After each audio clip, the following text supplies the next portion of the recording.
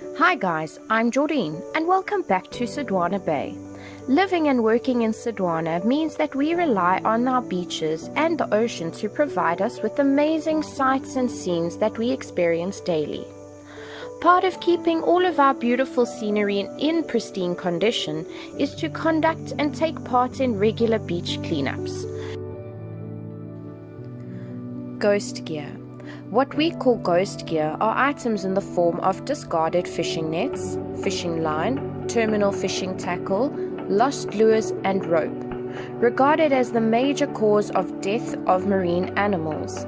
The ghost gear floats on the surface and many animals get entangled, preventing them from feeding or reaching the surface for air. A disturbing amount of ghost gear and ropes are washed up onto the shore.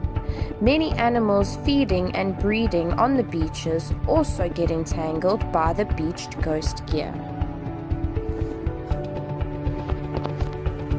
We are now entering the turtle nesting season, and many female leatherback and loggerhead turtles will leave the ocean to come lay their eggs in the sand.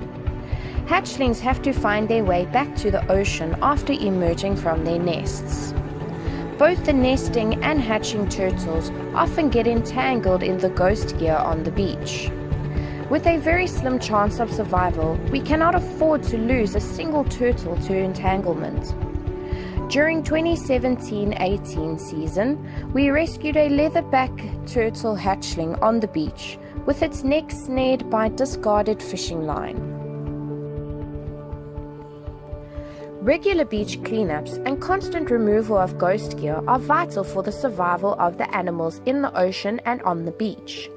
Anyone walking on the beach should be very aware of the vast amount of ghost gear accumulating in the sand, and if spotted, should pick it up and dispose of it in a responsible manner.